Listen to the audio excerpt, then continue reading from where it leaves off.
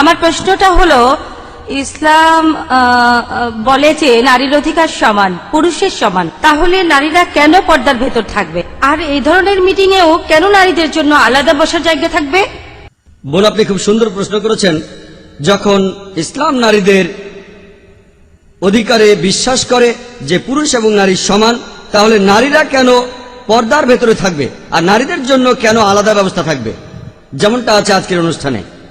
আমি আগে বলেছি যে ইসলাম পুরুষ ও নারীর অবাধ মেলামেশাকে অনুমতি দেয় না। ইসলাম কেন নারীদের পর্দা মানতে বলে সেটা এখানে সংক্ষেপে বলছি।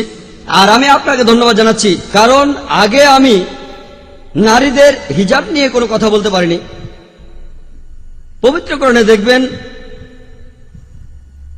যে নারীদের হিজাবের কথা বলার আগে কোরআন বলছে পুরুষের হিজাবের কথা।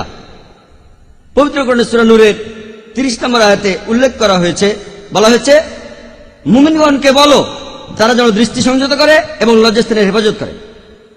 পরের আয়াত সূরা নূরের 31 নম্বর আয়াতে উল্লেখ করা হয়েছে, আর মুমিন নারীদিগকে বলো তারা যেন দৃষ্টি সংযত ও লজ্জাস্থানের হেফাজত করে।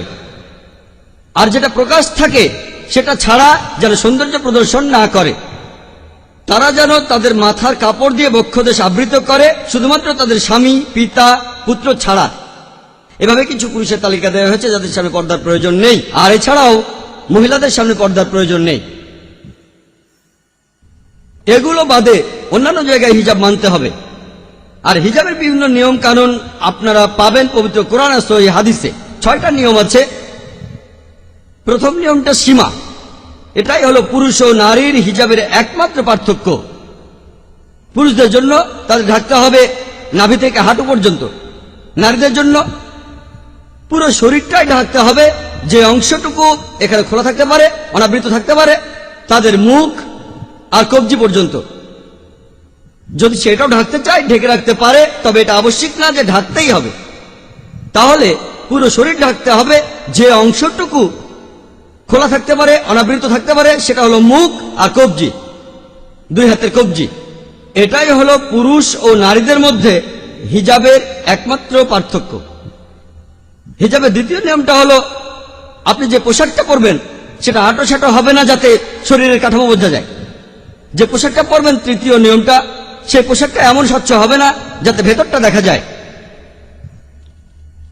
চতুর্থ নিয়ম, পুরুষ বা নারীদের কেউই জাঁকজমকপূর্ণ পোশাক পরবে না যেটা বিপরীত লিঙ্গকে আকৃষ্ট করে। পঞ্চম নিয়মটা হলো আপনি এমন কোন পোশাক পরবেন না যে পোশাক আসলে বিপরীত লিঙ্গরা পরে থাকে। যেমন দেখবেন পুরুষরা কানে দুল পরে।